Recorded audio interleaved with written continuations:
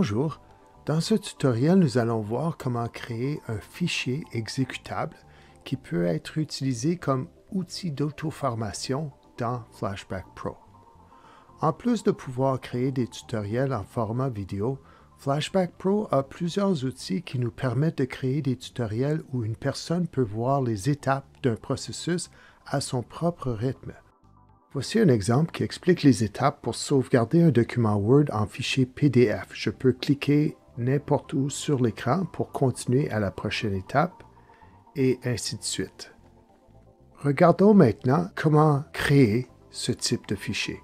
Tout d'abord, j'ai commencé en faisant l'enregistrement de toutes les étapes et par la suite, j'ai raccourci la vidéo en ayant seulement les mouvements nécessaires pour passer d'une étape à la prochaine. Et maintenant, je vais identifier les moments d'arrêt dans le tutoriel où la personne devra cliquer pour continuer. Mais avant d'aller plus loin, je voudrais configurer deux boîtes de texte différentes. Une boîte qui va indiquer « cliquez ici et expliquer pourquoi » et une autre boîte qui indiquera aux gens qu'ils doivent cliquer pour continuer à la prochaine étape. Au lieu de glisser la boîte et de le configurer à chaque fois, ce que je vais faire, c'est que je vais double-cliquer sur la boîte dans l'onglet d'annotation et je vais configurer un modèle et j'utiliserai ce même modèle-là à chaque fois que j'en ai besoin en le glissant sur mon écran. J'aime la couleur, j'aime les polices de caractère, la taille et tout ça. Ce que je vais faire différemment, c'est au lieu d'afficher cette boîte-là pendant 3 secondes, je veux arrêter le tutoriel à ce point-là pour pouvoir indiquer c'est quoi l'étape. Apparence, ça va, le style, position ici, je pense que je vais augmenter la taille, c'est pas mal petit. Je vais mettre 800 et 250. Et je clique sur OK. Maintenant, je peux traîner cette boîte-là, c'est les dimensions que je veux et c'est le bon type de boîte où je peux indiquer avec une flèche où les gens vont cliquer. L'autre boîte est pour dire aux gens de cliquer pour continuer. Donc, ce n'est pas ce type de boîte-là, mais plutôt un rectangle simple que je voudrais. Et ça va pour le texte et la couleur pour la taille 500 par 90. Regardons ce que ça nous donne comme boîte. Je clique sur OK. Et si je traîne cette boîte-là, oui, c'est parfait comme taille. Puisque le texte va être pareil à chaque fois, je pense que dans mon modèle, je vais enlever le texte par défaut et je vais mettre le texte que moi je veux mettre dans mon modèle. Cliquez OK et ma deuxième boîte est prête.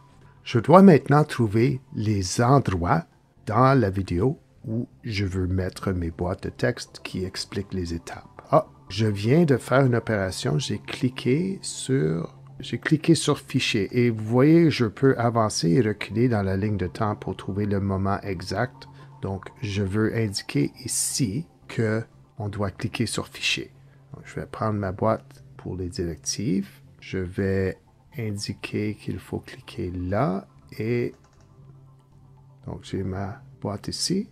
Et regardez dans la ligne de temps, au lieu d'être une barre d'une certaine longueur pour le texte, c'est simplement sur un des petits rectangles qui représentent les images ou les frames.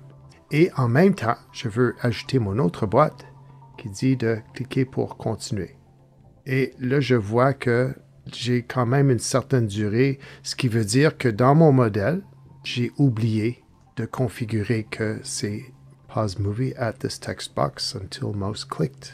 Je vais cliquer sur OK et maintenant, quand je vais le glisser, la boîte sera là et ça sera tout court. Ce que je peux faire maintenant, c'est de reculer et d'essayer pour voir si ça fonctionne. Donc, je vais faire avancer. Exactement. Donc, j'ai maintenant un temps d'arrêt ici que je dois cliquer à quelque part pour continuer. Et si je clique, ça continue. Donc, je vais faire ça les autres fois pour chaque étape. Et lorsque j'ai terminé, je vais l'exporter dans un format différent de ce que nous faisons d'habitude. Je vais exporter ici en format standalone exe. Donc, c'est un fichier exécutable que Lorsque les personnes vont l'ouvrir, ça sera déjà dans une boîte de lecture de vidéo et ils pourront cliquer pour continuer. Et lorsque c'est complet, je peux regarder et voir si tout fonctionne. Alors ça, c'est mon temps d'arrêt et si je clique, on continue.